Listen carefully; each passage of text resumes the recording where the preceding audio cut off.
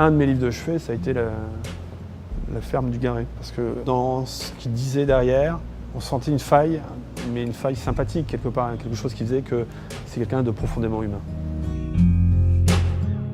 On a des mots qui sont les photos, et l'agencement de ces mots permet de donner un contexte, une phrase. Bon, ça aussi, c'est l'histoire, c'est ce que c'est raconté très bien de Pardon. De toute façon, il est également cinéaste. Il écrit très bien en plus, donc c'est un homme d'histoire.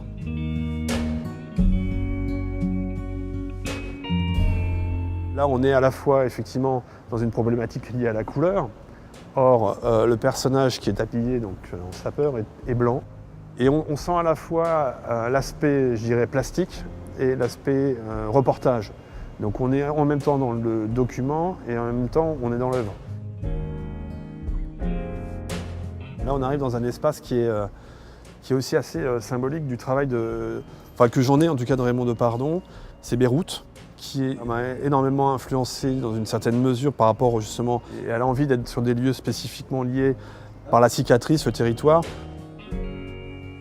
On est dans des images un peu dures quelque part. Elles ont comme écho la douleur, la mort, le déracinement peut-être, la destruction, la guerre. Et en même temps, dans leur couleur, elles ont quelque chose de très doux, encore une fois. Tout n'est pas ultra réfléchi, tout n'est pas. Il y a un élan de générosité dans son regard qui fait qu'à un moment donné, on fait et on verra après.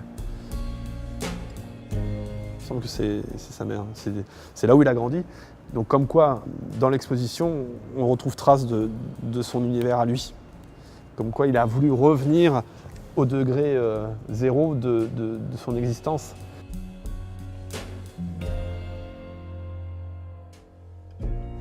Enfin, c'est assez drôle de voir qu'on passe de Beyrouth à chez lui, dans son intimité. Voilà, c'est aussi ça la narration du photographe.